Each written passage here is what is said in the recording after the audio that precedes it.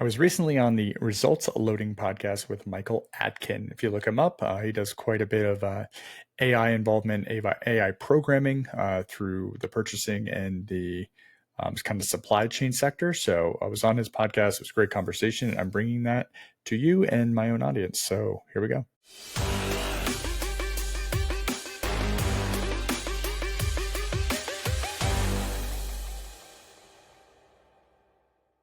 All right, guys. Hello and welcome back to another episode of the Results Loading podcast hosted by Prosperous AI. I'm, of course, your host, Michael Atkin, and today we have BrandonStanchock, the CEO at SWF Industrial, with over 15 years of experience in the construction industry. Brandon has dedicated his career to building a culture centered on safety, innovation, and inclusivity. Starting his journey at Day & Zimmerman, he honed his skills in project controls before stepping into leadership at SWF, where he is empowering his team to thrive. He's also a passionate creator, hosting the Just Some BS podcast, sharing his insights with a wide audience. Looking to get some insights from another podcast professional today. I'm pretty excited about it. Looking forward to diving in. But with all that being said, Brandon, thanks so much for joining us today. Really looking forward to this one. And yeah, thanks for being here, man. Thanks for having me on. That was an incredible introduction. I feel like a superhero after that one. So thank you for that. Yeah, man, that's the goal. You guys, these guests make it easy to hype them up. So anything I can do, I'm definitely Yeah. going to do it. But anyway, thanks again. Mhm. Gave everybody a little snippet there about what you've been doing. I'll obviously let you tell us more about it yourself, but getting us started here. Can you take us back to the beginning? Obviously, an illustrious career thus far, as we kind of just went through. Can you walk us through your career journey a bit and fill us in on some of the pivotal moments that led you to becoming a VP and then later CEO at SWF? Yeah. So went to school for optometry as a biology major, which has nothing to do with anything I do now, which I'm sure many school people go through that. Graduated, wasn't sure what I was going to do, spent 6 months in my parents' basement playing video games. It was the greatest time of my life. Then got a job and did power plant construction. I think I was at my job for 2 weeks before they sent me to New York, right outside of New York City for my first project. And then didn't look back.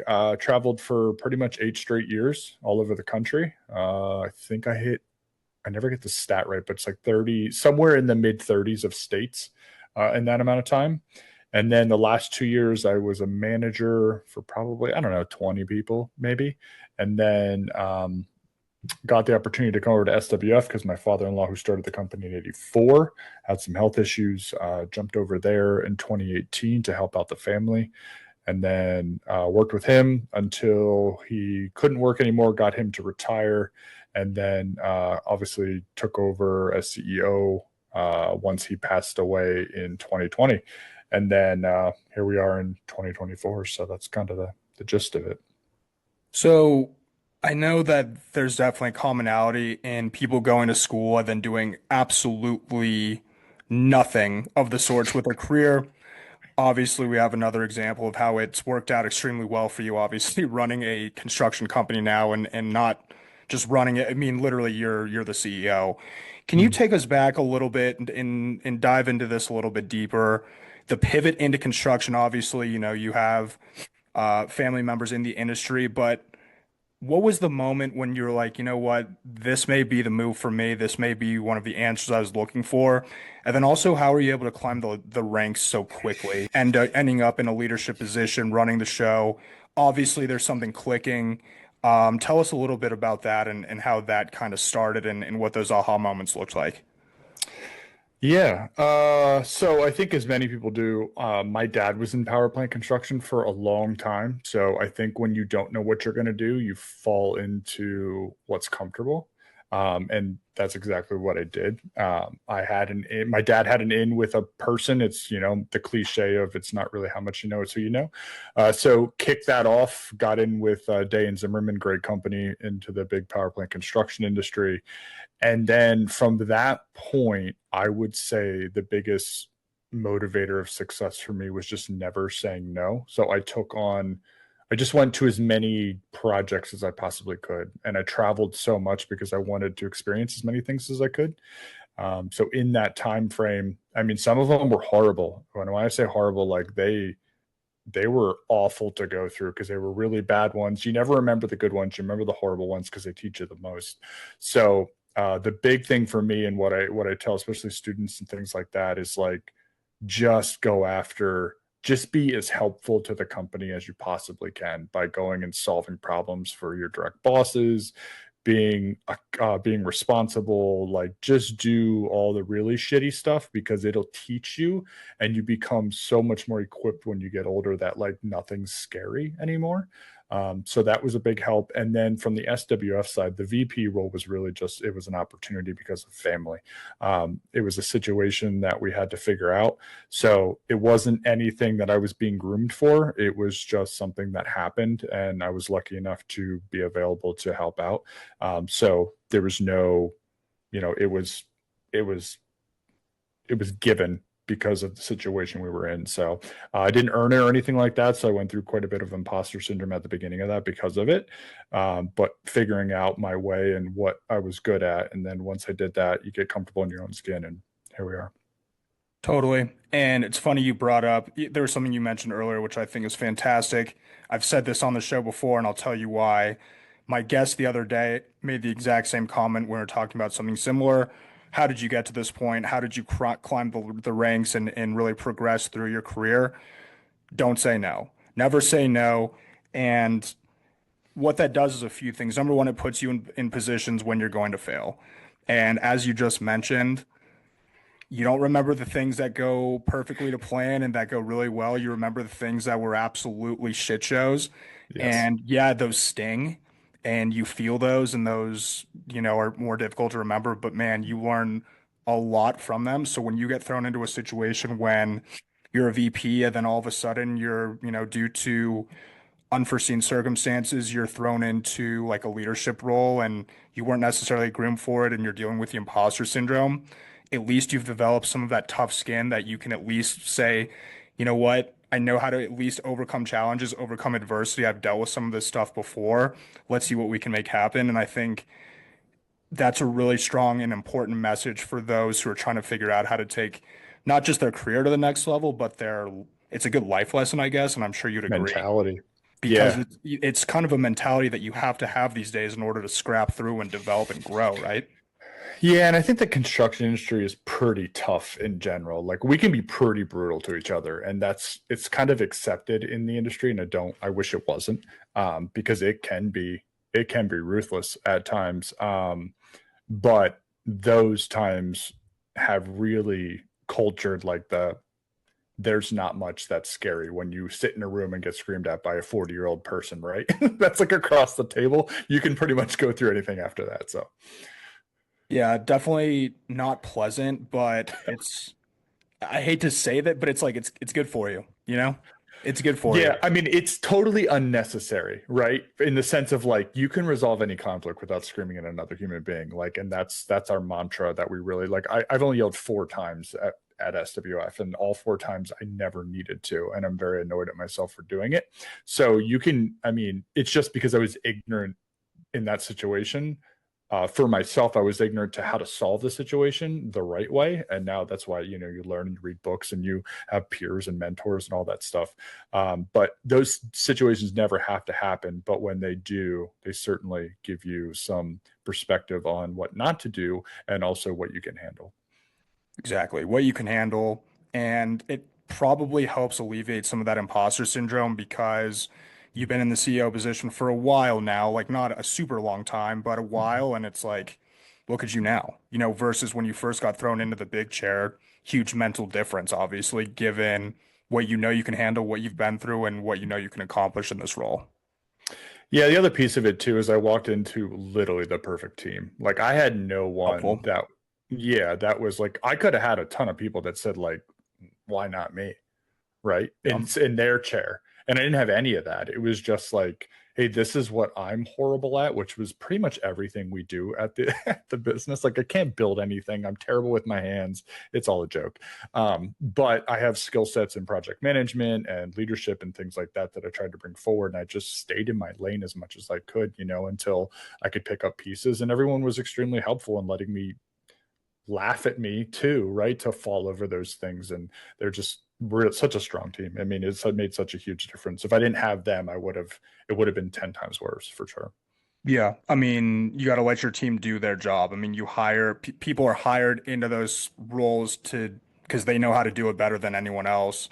Agreed. And this is more or less a podcast about leadership to some degree, and I think that's a commonality or a common theme. I'm as successful as I am because of the people surrounding me. Like I am, obviously, people are humble. A lot of the leaders, just like you, are humble when they talk about how they've gotten to this point in their career, but never without giving credit to those around them, especially in the workplace, who have helped them get to that specific Mhm. point, and give a lot of credit to the team and allowing the team to do their thing, and kind of emphasis on um, the opposite of micromanagement, right? And Mhm. letting them do what they're good at and then achieving and succeeding together, essentially.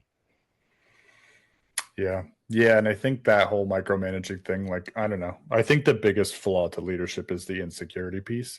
And if you can't get through that yourself, you're going to constantly have those problems, which is sad because a lot of it's not what people want to feel. Yeah. It's something you have to psychologically work through yourself to get to that other side to be extremely helpful and like let people just like go do your job. Like it's cool. Yeah. If you fail, it's like no big deal. We'll move on. By far the best leaders and like the best managers I've had are the ones who are like, I'm literally gonna not talk to you unless you need something. Like it's not me ignoring you. It's just like I'm gonna let you do. I hired you, so like go and take care of it. If you need me, yeah, I'm here. But that's it. I'm not gonna be knocking on Right. the door every day, being like, "How's it going?" And our team kicked ass because everyone loved that manager. He's a director now because the consensus was clear. He was awesome, and people kind of listened to what he said because everyone loved him and his leadership skills. Makes a big Yeah, and I had the benefit of having really good bosses too. I didn't even remember, like I had project managers I didn't get along with on projects, but I didn't have to work for them. Like I was a full-time hire at my job, and they were kind of, they're brought in for specific projects, but like my direct bosses were always like so excellent, and they gave me long leashes, like, and I'd be on projects for 9 months. I talked to them maybe like 4 times, and it was only like, I'm about to leave this place, right? Like, because I was so pissed about something, and they just talked me off the ledge, and we talked through it. But like, yeah, I think I learned very quickly like what not to do and what to do just by experiencing good and bad. totally. Why? So going back to something you mentioned earlier, real quick, how come everyone's so angry in construction these days? Or is that just like what's the deal with the anger and the yelling? Because a lot of construction people on the show seems to be, another commonality. What's the deal with that, do you think? What's Well, going I on? do think I do think it's a cliche. I don't think it is bad. Like it's not like 1982, even though I was not even born then. Sure. But um it's stress, right? I think it's a lot. Like the things that are being built. If you talk about like putting up a new, like, I don't know, like a new manufacturing facility for food, right? You're talking about something that they want a deadline and usually unrealistic expectations with an unrealistic budget, and everything's just unrealistic. So there's constant pressure for things that can't be done until you get to the realization of like, oh, it can be. And projects can be done on time and under budget, but like you have to have a really solid plan, which means you got to be really transparent and really open at the very beginning, and like let's be real with each other. And I just think building things like that is, and bringing groups of people who have never worked together, and you're talking multiple subcontractors, multiple things all working together. I think that collaboration takes such a level that is pretty unusual, but can happen, that I think that's what causes the stress of like, and it's a little bit accepted, right? That, okay, we're construction guys. We should be able to take a little bit of a beating. That's a thing we have to get through as well. But I don't Yeah. know. I honestly don't. I've had great experiences and I've had shitty experiences. So I think it's just like everything else. I think there's good and bad in all industries. Yeah. I mean, definitely stressful, like definitely a lot of moving parts, high stakes projects, especially, when we're talking about multi-million dollar builds and, you're dealing with all these different GCs, vendors. Is supply chain going to let us down? Mm, What is going to be, what are going to be additional costs that we didn't initially plan for, et cetera. yep. Yeah, no, and then it's like, who's going to tell the client there's bad news, because you would know this better than me. How often, Brandon, does a project pretty much go 100% perfect to plan? And when I say 100%, I don't actually mean 100%, but Sure, because that doesn't pretty, happen. yeah, because exactly that doesn't happen. But how often does it come in like actually under budget and relatively on time? How often is that? Are we seeing that these days? I don't know. I don't think I can actually answer that. Just because I don't live in the world of like I mean, construction projects are all very different. Like we're in Yeah, I industrial know it's an unfair construction. question, but Yeah, but I mean, it's all possible, right? But it's having a good plan. If you have a solid plan with a solid scope that everybody can actually put a good budget to and good line items and a real schedule, and we can be real about everyone's expectation inside of that is completely possible. But it's a lot of transparency, it's daily updates, it's being honest with each other when something goes wrong, and it's being open and honest so that you can pivot when things do go wrong. So it can happen, but it takes collaboration at the highest level. And I've been a part of those teams, and it is epic when it comes together. Like there's no better oh, feeling. It's oh, really good. I'm sure. And like for something that you're more, would you say it's like based on what partners and vendors you work with put you in a more advantageous point to hit those marks and absolutely dominate a project, or is it just kind of sometimes there are inevitable elements of it when it's like, what, I can't control the weather, I can't control supply chain, I can't control what this vendor is doing, or if aren't paying attention, what have you, you name it. I mean, Yeah, it I mean, seems like it's the, almost a luck of the draw thing too. No matter how much you collaborate, in some instances, there's still intangibles.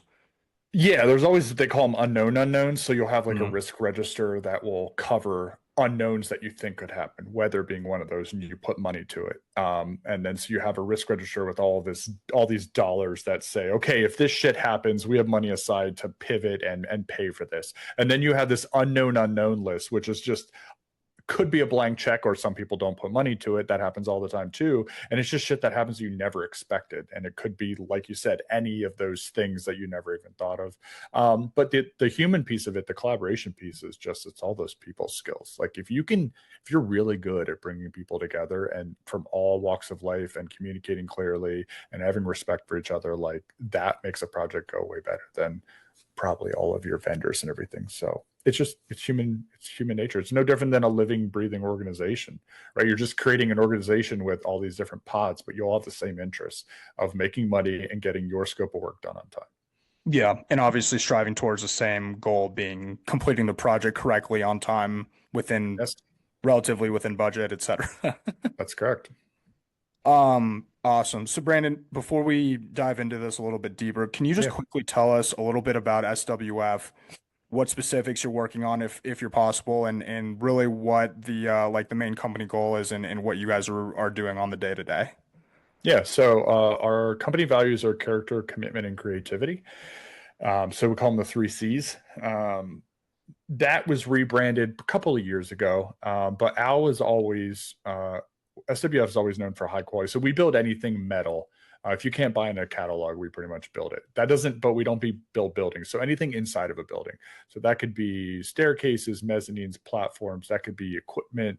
That could be tanks, bases, you name it. If it's made of metal, and that's aluminum, carbon, or stainless, we can do all three. And then we also have an installation crew of about 30 people who can go out and install the stuff we build or install customer stuff. But we are known for high quality. I would say, this is being a little bit SWF glasses on, but we have some of the best stainless welders, fabricators probably on the East Coast. I'm just going to say that even though I've never not met them all, but I know we're very good at it and we get work, kind of all over the place. And when you're in our sweet spot's kind of food, pharma, beverage, so that also is a sweet spot to be very good at stainless because you can't have any impurities, right? You can't have bacteria growing, so we know how to polish things to mirror finishes. We make all kinds of jacketed piping for chocolate lines and things like that. So yeah, little bit of everything. We are very good at running projects. We have a very mature project management philosophy, and I feel our team is really bought in. So if you give us a project, we will not be the cheapest most of the time, but we'll be highly efficient. We're very communicative. If we're not going to make something, we tell you early. So I think that transparency and maturity in our approach to our projects is really what's going to save you long-term money, you know. Totally. Yeah, no, and it's interesting that you guys have, it seems like a lot of construction companies and GCs and whatnot have their niche, and you mention food and the connection to stainless steel. I mean, I was literally reading an article today about how bad pretty much anything except stainless steel is to handle food these days, even like Mhm. tin foil and whatnot. Mhm. And stainless steel, it's the, for restaurants, now you see them in residential kitchens, this obviously better than me. Best way to manage your food, especially with all these studies coming out about how terrible everything else is that we've been using to handle our food for the past 200 years or whatever. Forever, right? Since basically forever, yeah, essentially. Yeah. So, Yeah, yeah, processing anything with processing food is pretty much all stainless now, even to the point where they're actually putting in like stainless platforms and things like that at some places, just to keep bacteria, anything like that down. So yeah. totally. So is your approach to the market, are you going after, food specifically, or is it more like of an inbound thing and that's the industry kind of knows, hey, SWF does a really good job within this industry and they come to you, or how does that kind of look these days? Yeah, we have three verticals. One being fabrication, which covers our two facilities, which is 5 bays. One being a carbon bay, one being a stainless bay, the other one being production, which would be high volume stuff. So that would be a lot of like air conditioning covers for buses. Like we'll make hundreds of those. And then the two other bays, they're both kind of specific customers. One makes like cryogenic freezing equipment for food, and then the other one does a lot of emissions work for like large diesel generators and stuff like that. So it's kind of all over the place, and in between there, we can build anything from a giant asphalt conveyor silo to stainless steel cylinders and cyclones to, I mean, yeah, like I said, anything metal that you would not buy out of. And reason I say buy out of a catalog is because we don't do a lot. We do a lot of one-off custom stuff. So we'll do similar projects, but maybe only do like 15 or 20 of them. Where like we don't do product lines of things. We don't make Harley Davidson tanks, right, for their motorcycles. Like we do very specific, very custom work. Very cool. Which obviously comes with a huge design team as well. I would imagine an Mm. architecture-esque kind of team too.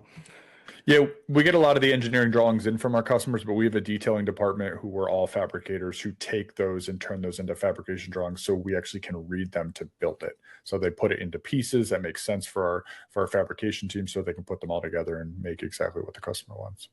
Awesome, man. No, that sounds fantastic. Um, so backing up a little bit and going back to kind of your team and the values that Mm. you believe to be really important, and I agree with you. You've mentioned in the past driving results through accountability as well as respect. Mm. Are you able to share, if possible, any relative examples of how you've instilled these values in your team and how you want that to be part of the core values that you were mentioning earlier? Yeah, so I think they already existed. I think Al did a really good job with I was they your father-in-law, correct? Sorry, I just yeah, want to mention that. correct. Got Yep. it. Yeah. So Okay. he started the company. So SWF stands for Stewart Welding and Fabricating. So his last name was Okay. Stewart. Um, and so I think the running projects well and giving the customer what they wanted is always what we've been really good at. So the accountability piece from a PM standpoint has always been there.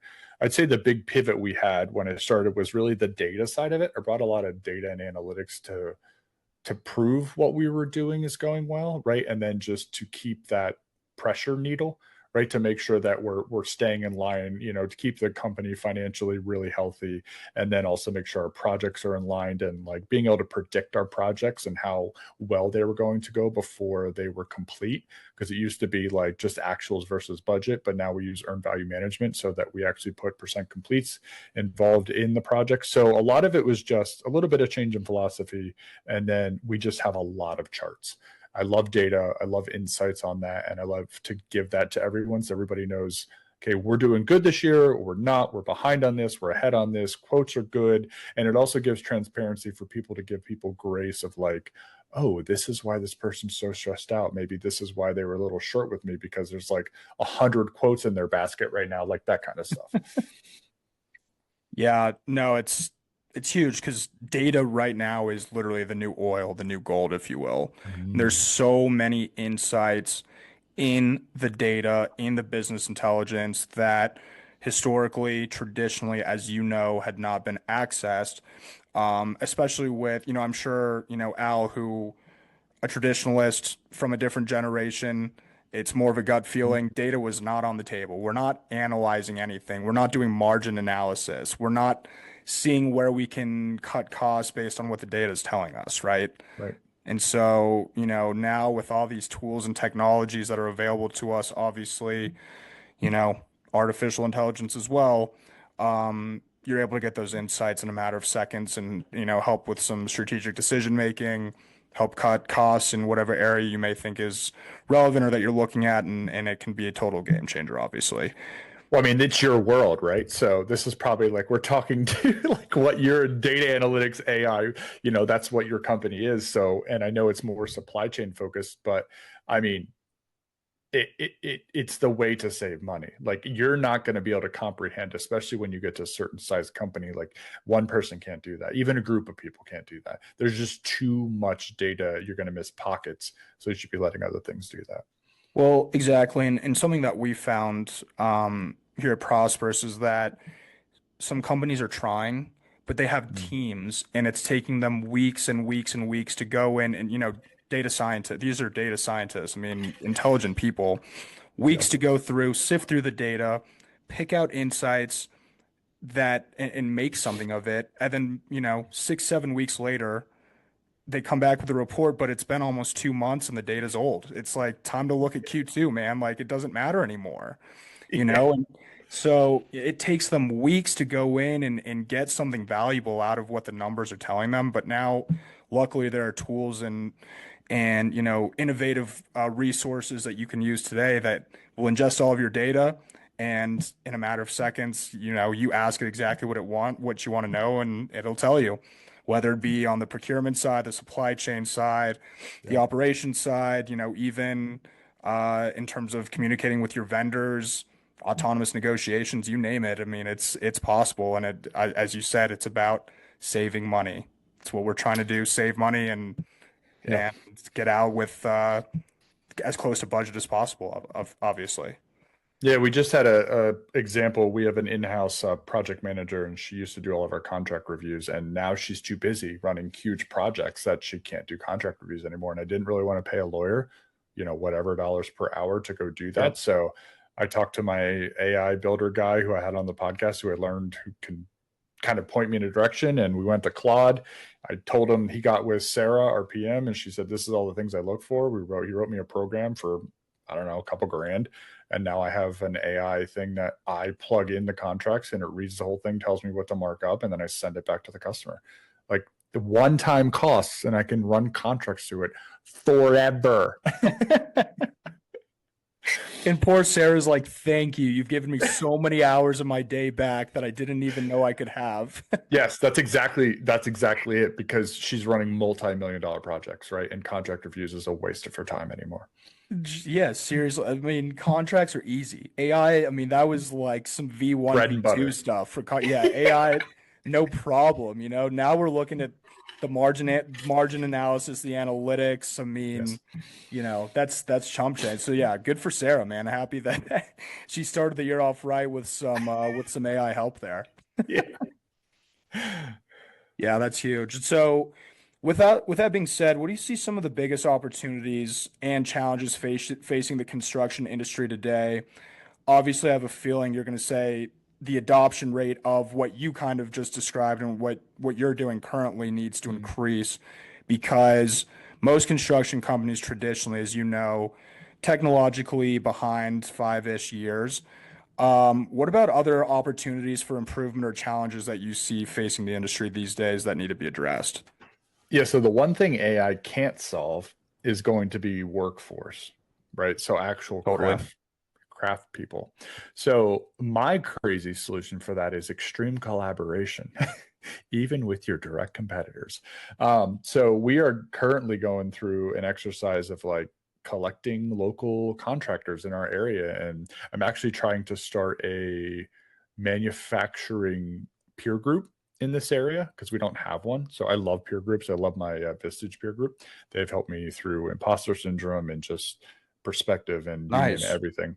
You do Vistage as well in the leadership? Okay. I've had a bunch of guests are in that as well. Oh my God, it's amazing. Everyone I loves well, it. yeah, it's amazing as long as your chair is great and your group like is diverse. I think we have a super diverse group, Mhm. lots of different industries and lots of different backgrounds, ages, everything, and it's wonderful because it's like, well, I don't see things that way, and they're like, oh, okay, and then the whole group just starts like poking holes, and I love it. Anyway, I don't have an industry one in this area, so we're trying to start that up. Actually, we have a first meeting in February, and Nice. part of that collaboration is like we're never going to have enough people. But if we all join together, we may have enough people. Like, I don't want you to ever have pockets because all I want is every person who wants to work with their hands and build amazing things. I want you to have as many hours as you possibly need to make your family happy.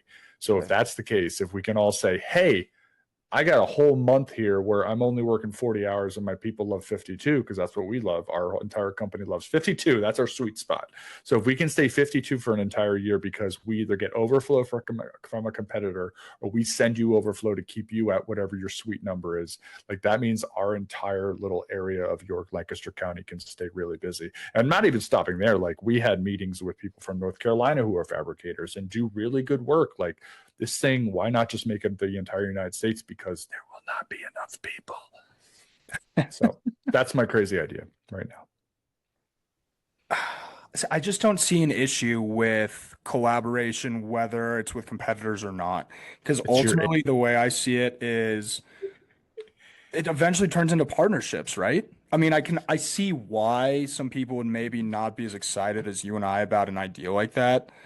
But if you need the numbers and it's only going to be beneficial for both sides and it's not really a risky play for anybody business wise or anything else, I don't really see the issue with it. I'm on board with it for well, sure. we didn't get screwed in the past, Okay, right? well, that's part of the process for sure. Right. It's We fair. haven't gotten burnt by that person I'm now calling. Like some people in my company, my COO has been with us for going on 38 years. He has been burnt in the past. He has had employees taken directly to that competitor because that competitor called them, right? And even though I'm not into controlling people's careers or anything, that's still you still have to replace that person and come up with solutions. You just make people's lives. And like if people want to leave, like it's totally cool. We live in the space now where like if you're not happy, like I want you to be You happy. should Go go. find that Yeah. happiness. Exactly. So, but it's just a different headspace because back then it was like not the abundance mentality where we're getting into the abundance mentality. There will be enough for all, and there will really be enough for all if we collaborate. Because when I'm slow, I can call you and say, "Hey, you got anything for me?" And when you're slow, you call me and I say, like right now, we are so freaking busy. I need all the friends in the world. And that Totally. won't always be the case, right? But like right now it is. So let's figure it out. Yeah. Plus, it's just business. Like sometimes maybe those relationships be really great for you, and other times you get burned, and that's just the way of the world, and that's just business. And it's a Right. good pill to swallow one way or the other. Question for you. Are you experiencing any difficulty finding good young talent these days, recruiting out of college? A few of the construction professionals I've spoken with the last few months have been saying there's a big gap, a big age gap in the industry these days. Is that something that's impacting you guys at all or affecting you? Specifically pertaining to like the younger, generation kids coming out of school in their 20s, mid 20s, looking to get into the industry, having really big desires, wanting really big paychecks, but not really going through the motion that maybe some of your more tenured employees had gone through, for example, and seeing kind of a gap there. I would say 4 years ago, we would hire probably, if we hired 10 kids straight out of trade school, we'd probably keep 50%. Now I'm keeping probably 100% most of the time. Interesting. Yeah. Interesting. So huge change probably in the last 4 years of the people coming out of trade schools want to do this for life. It's not a last resort. One, The paychecks are good. The overtime's amazing. The pay is good. They love working with their hands, and they have no debt. Done. What is there not Done. to love? And if you supply them with things not just around a paycheck, right? So we just started we are paying for therapy for our entire company, unlimited sessions, and up to 7 family members for every employee in our company. Just started that this year. It's all virtual based. They can go on the app and book their own therapy sessions for them or their 7 family members. It doesn't have to be direct family. That's what's crazy. I love it. But like, we have a book club. Like, so you have to fill that potential bucket in other ways just beyond paychecks and like on the job training, which is what I think people are mostly scared about. The book club, if you are an executive leader and you are listening to this, a company book club, but you have to be a part of it. Like, I read every Monday and Friday with my team, and we sit on a meeting for half an hour and talk about the chapter, and it's only like 12 pages. It will be the single greatest collaboration, personal growth, and like leadership training, and it will be the cheapest that you can ever do in your company. I guarantee it. Okay. Guaranteed. Honestly, book clubs are sick. Book clubs are awesome. They're so underrated. They're so underrated. I don't know why everyone isn't in a book club. I joined my first book club. We threw it together with a bunch of friends, and it was electric. We can't get enough of it now. It's obviously paused. A bunch of people moved away, and so it kind of lost steam.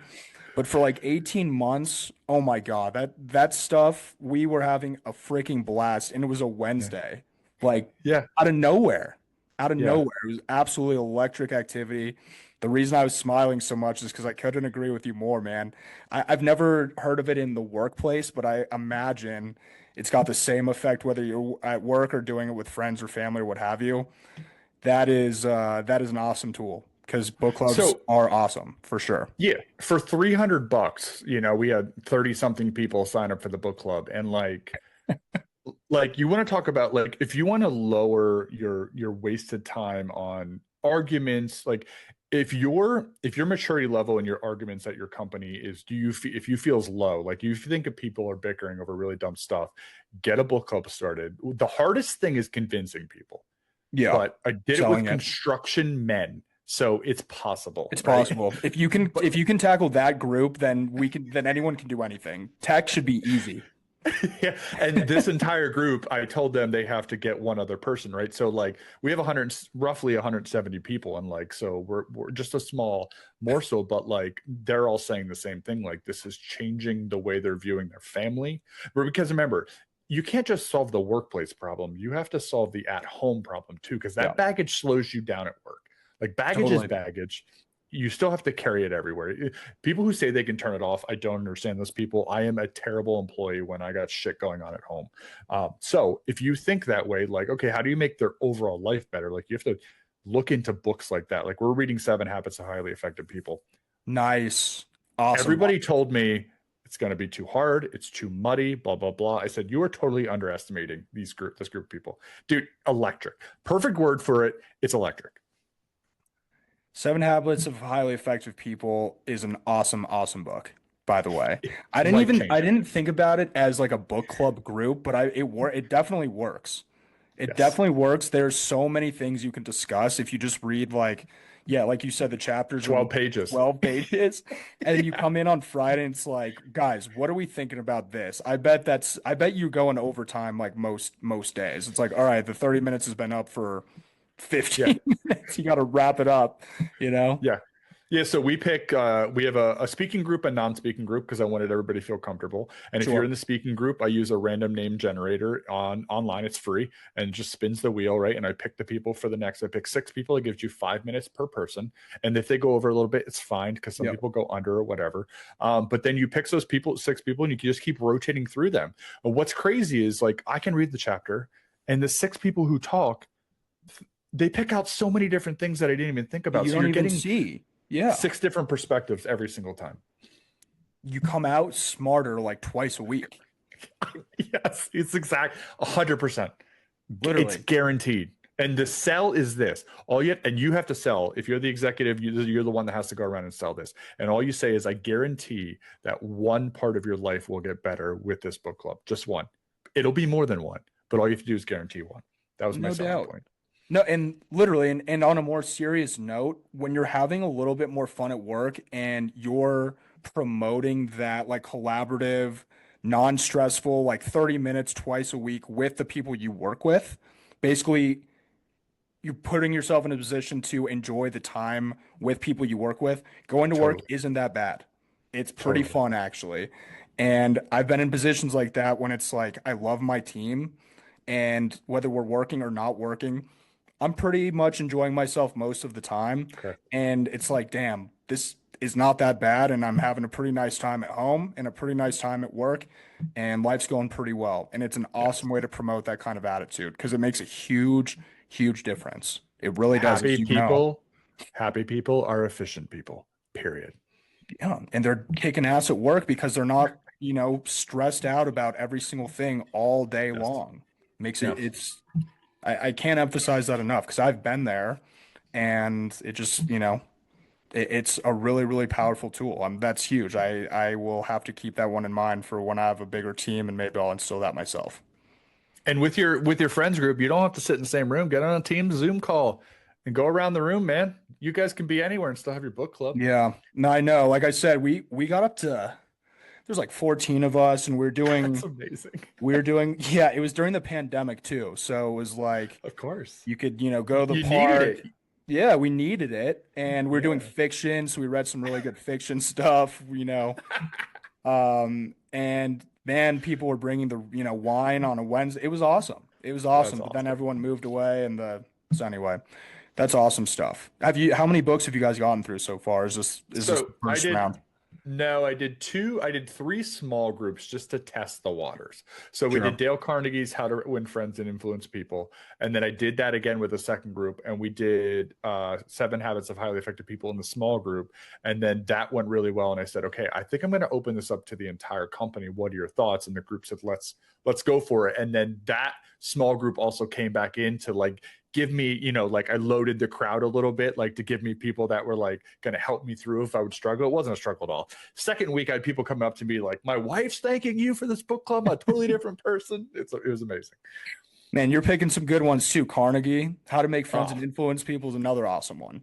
he changed my life on how I approach people. Like I looked you up before this meeting because I wanted to learn about you because it's important because people want to feel important, right? So knowing about your company, knowing what you're into, knowing what you guys are doing with data and analytics and supply chain, it's fascinating and I think it's really cool. And you're also a co-founder, which comes with its own pressure. So I wanted to know all that before because that's respectful to people. So do a little bit of that. Totally. No, and no, and you're exactly right. I had a mentor told me the same thing. Like a lot of stuff that you've said kind of coincides with advice I've gotten over the years from people who are much smarter than I am. But yeah, treat people the way you want to be treated, and then for God's sake, 5 minutes before a meeting, just do a little research. Just go and see what's going on. It goes a long way as opposed to Yes. having the weather conversation with every single stranger you meet. We Where did are you have the weather located? How? conversation though. Yeah, but we still had it. I know, but we had an Arctic blast, so it was like relevant. If it was 40 degrees outside, it'd be super lame. You'd be like, you're so late. Yeah, it's like, oh, just 40 degrees. It's like partially cloudy. I think we got some gusts coming in later this evening, but I don't know. But yeah, we still have the weather, but we got some relevant weather to discuss here, so I think it's Yeah, fair no enough. doubt. It's We both national had news. shitty cold weather the last couple of days, so Yeah, I haven't been able to leave my damn house in 3 days. But yeah, exactly. God, that sucks. We still have the weather conversation, but that's okay. That's all right. But yeah, no, it's a big deal. It makes a big difference. Like who's Hermosi says it too. Alex Hermosi says it like Mm. before a meeting, just 5 minutes, do exactly what Brandon just did, what you just said. Check out what they're doing, what are they into. Maybe there'll be an opportunity to talk about it. Maybe there won't. But if there is, you're in like way further than, like I said, the people who go to the weather right away, Mhm. which is fine. It happens. We talked about the weather, but Sure. so much more as well. Yeah. So also curious, want to talk about the podcast a little bit. Mm. I think it's only fair we hear a little bit about what you have going on. Over 1 million views on YouTube channels, really Mm. awesome.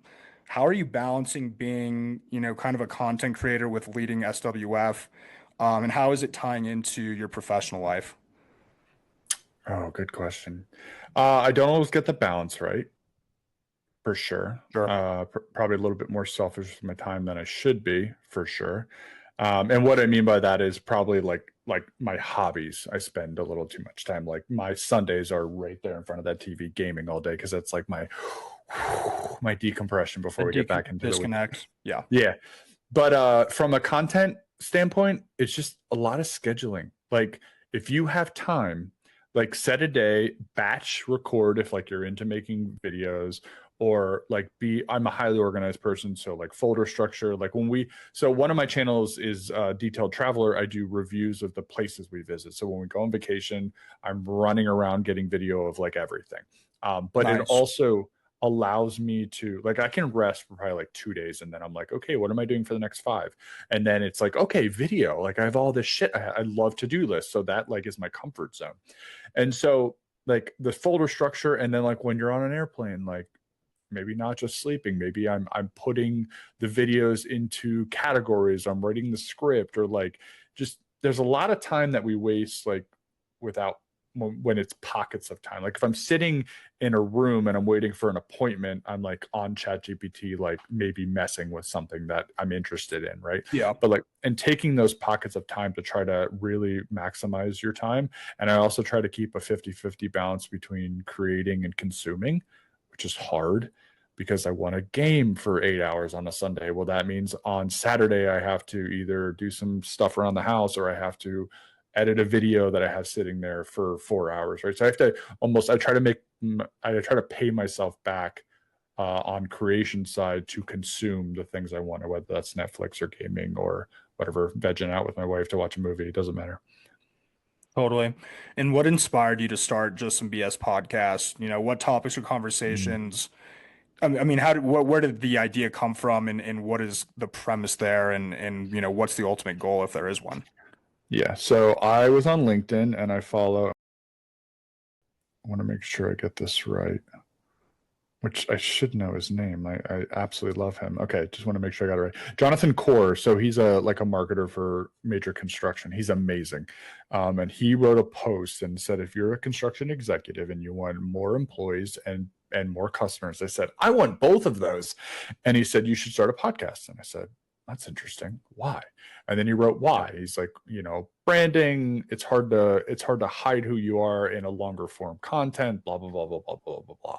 So I was like, okay, well, I have everything that I need to do this because I'm into gaming, I make YouTube videos, blah, blah, blah. So it was a very easy switch for me. I just had to buy Riverside and then find guests, which is the hardest part.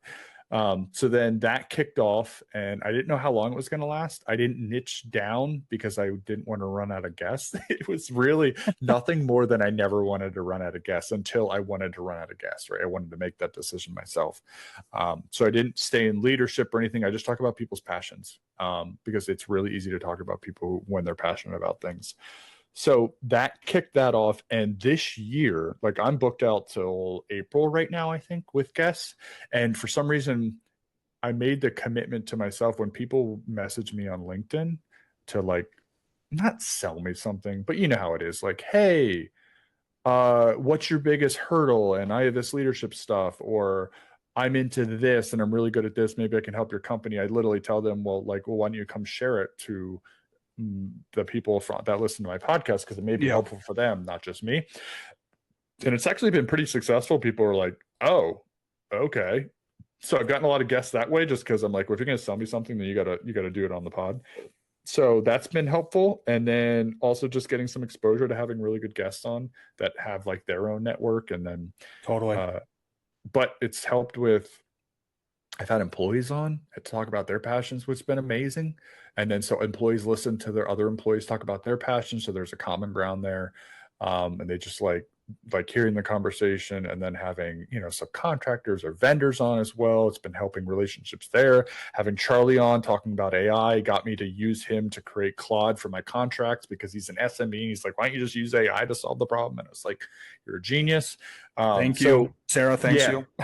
Yeah. So anything with just SMEs or relationships or just exposure, no, like people just, when they go to my profile, they click on the first thing people do is they go, oh, that's interesting. Click on your profile. Oh, where do they work? Click on the website. That's the process in LinkedIn. So Totally. like your personal brand automatically goes back to where you work every time because that is the process people think through. At least that's what I do. I go, that's a great post. Who is this person? Oh, what do they do? Oh, this is what they do. Oh, what does this company do? That I guarantee that's how it's going. Yeah, and the great thing about the podcast is you don't need to invite LeBron or Donald Trump Or Elon. or Elon on the show to on as a guest to have an interesting conversation. Mm.